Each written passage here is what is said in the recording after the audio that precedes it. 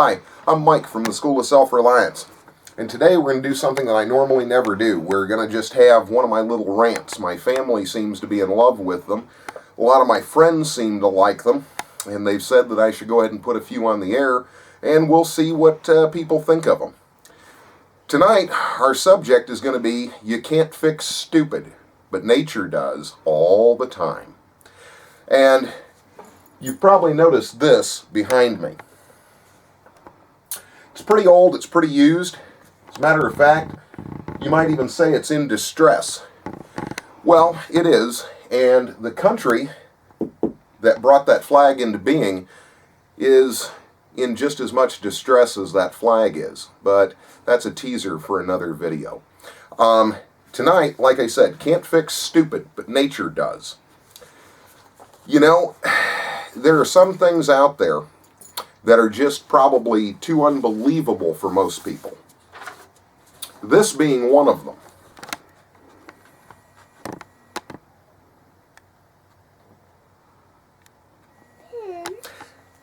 And yes, you're reading that right. It's a warning sign not to insert a gas nozzle in your anus. It is real. It's been circulating on the internet.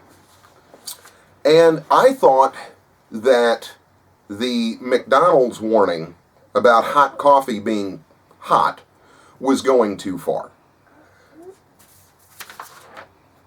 But no, we've degenerated into a society where it becomes necessary to put a warning label on a gas pump not to insert this in your anus. You know, that probably means that somebody actually did it. Another sign of the downfall of society, going right along with the stupid category, is the subject of felching. Felching is more removal of a gerbil from a human anus in New York City is more common than the treatment of stab wounds in New York City emergency rooms. That's the God's honest truth. Look it up. Removing a gerbil from a rectum is more common than a stab wound. What's even more disturbing is that we have a name for it. We'll get back to that in a minute. Here's another proof of the existence of stupid. We've all seen it, believe me, stupid is out there. We all know it. But here's one. To all hunters who kill animals for food, shame on you. You ought to go to the store and buy the meat that was made there, where no animals were harmed. Now that's been circulating on the internet for quite a while too. Now, I don't know the actual newspaper clipping where that came from, but it's out there. There's a few of them that proclaim it to be real. I believe that it is. It's pretty easy. There's a lot of very sheltered people in our artificial society that, well, have become stupid. They've become too stupid almost to breathe without assistance. If it wasn't an autonomic function, something that was automatic, they wouldn't do it. They'd simply die. And most of the people who watch my channel probably aren't in that boat. I hope you're not. And as a matter of fact, I give you the respect of saying that you're not if you're watching this channel. You want to get answers. You want to put tools in your toolbox that don't weigh anything. That's knowledge. And the people that these things were necessary for in the warning labels on the coffee certainly are not rocket scientists. I don't think JPL is going to be employing them anytime soon.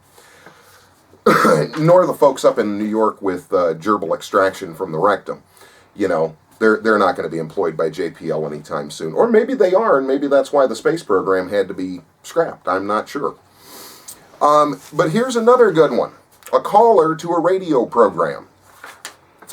She says, why are we encountering deer to cross at interstates?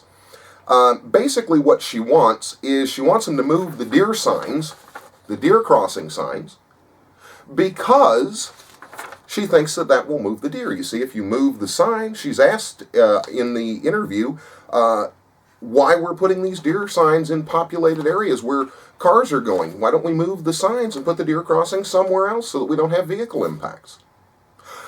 Again, another graduate of truly an Ivy League college. However, what's scary is that some of these people are graduates of colleges or even Ivy League schools.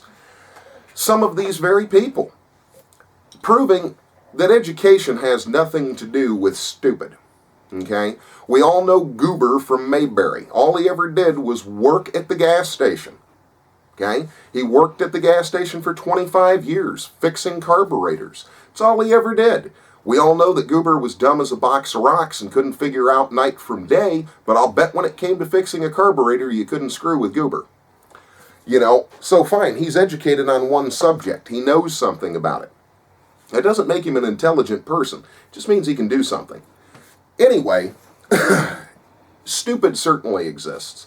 I ran across a person several years ago. We were coming into a gas station, okay, turning in from a road like this. Another guy was coming in the other direction. And he went ahead and turned in very sharply, even though we were already in the middle of our turn, and cut us off. Flipped us off, moved on through.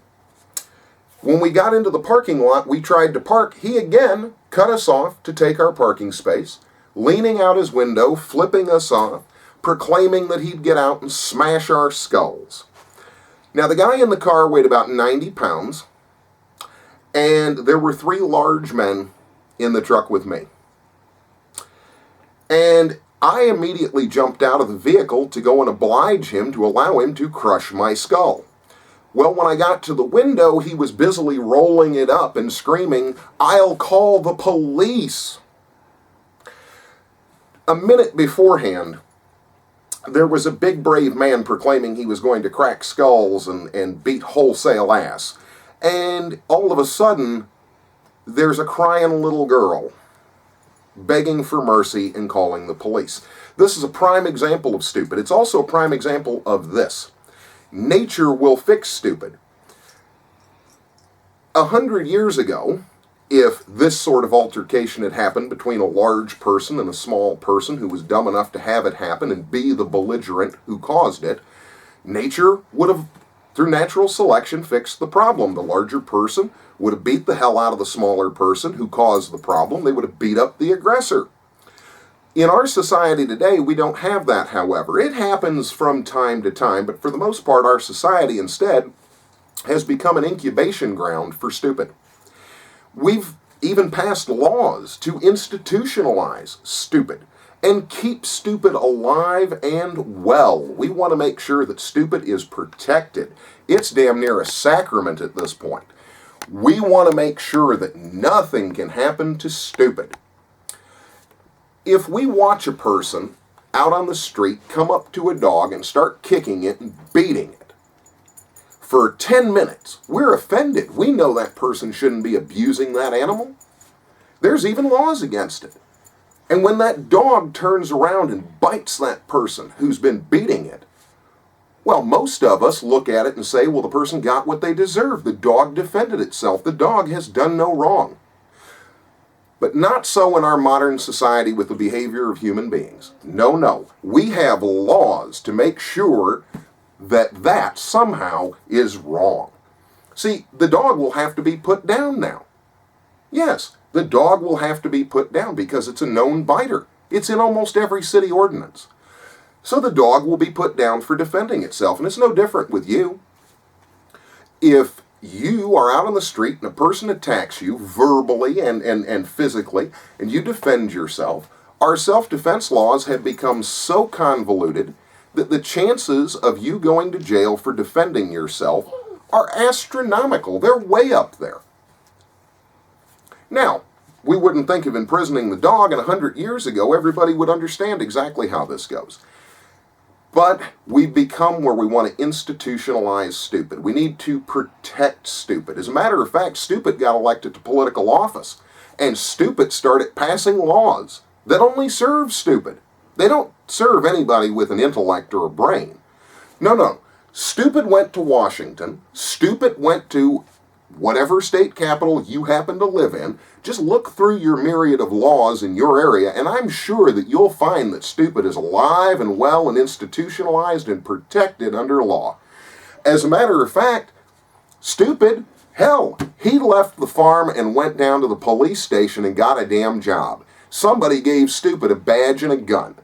Because Stupid's related to the politician. Stupid has to protect the politician, and Stupid comes to your house when you break one of Stupid's laws and arrests you at gunpoint. I'm sorry, my wife is laughing at my rant behind the camera. But it's the God's honest truth, people. Really think about it, okay? They say, well, the Second Amendment, well, it doesn't really guarantee you the right to keep and carry a firearm. Well, let's think about that. Stupid went to Washington. So Stupid came up with that interpretation. Because the founding document says to keep and bear. And if we look back at the Oxford English Dictionary that was in use at the time the founders wrote the document, bear means to carry, to transport from one place to another, to carry on one's person. But in no way was that meant to imply you can carry a gun. Not in any way, because Stupid got a job in the court system. Stupid got a black robe and a gavel. And Stupid started banging that gavel madly, telling you what laws were as he interpreted plain English documents. That's right, language doesn't mean anything. Because Stupid is in charge, and Stupid makes laws, and Stupid makes societal norms. So Stupid institutionalizes himself and his friends, because Stupid is as Stupid does. Forrest Gump was completely right.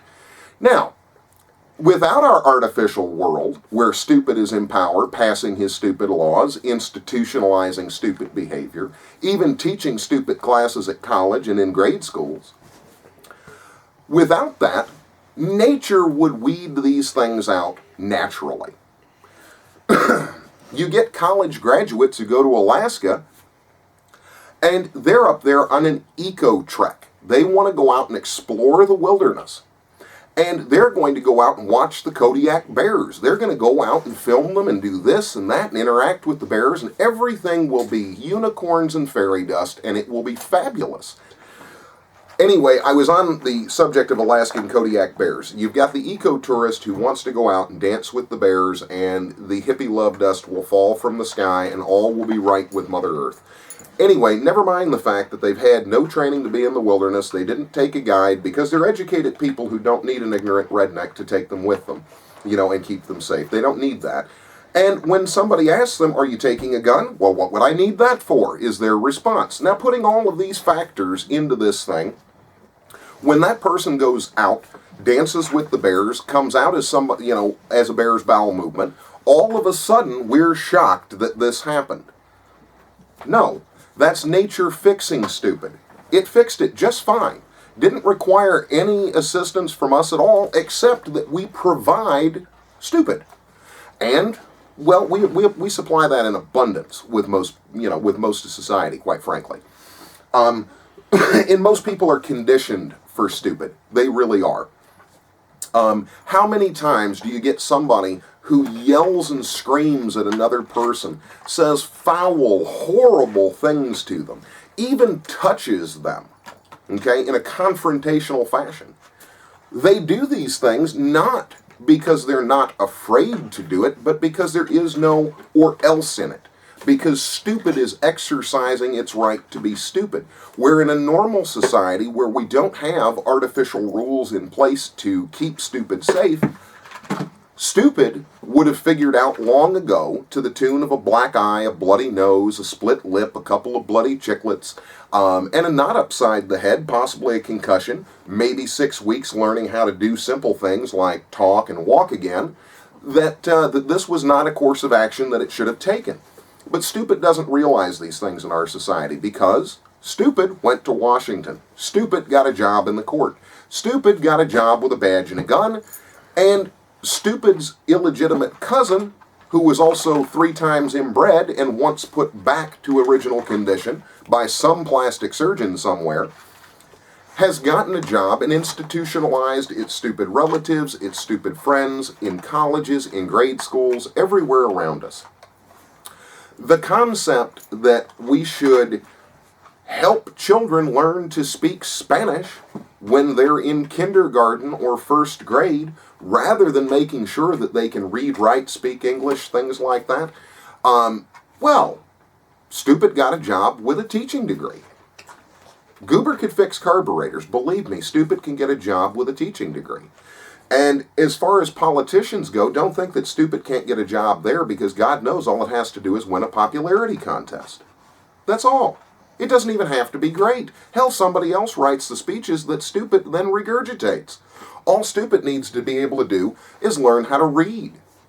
Now, in a normal society, without a speechwriter and a teleprompter and so on, without the artificial rules, stupid would come out and make its case to you and I for why we should let it live in a building that we pay for and tell us what to do, and we wouldn't like its points very much. You know why?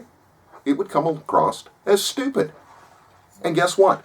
Nature fixes stupid. We would simply say, no, that's okay. Go back to whatever mentally handicapped care facility you came from. And we would be fine with that.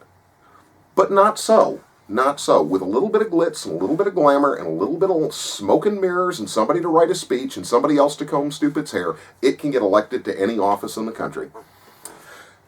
But any time in your life that you encounter stupid, believe me, 90% of stupid only exists because nature doesn't have its way, because we have institutionalized it, made sure that it won't go anywhere.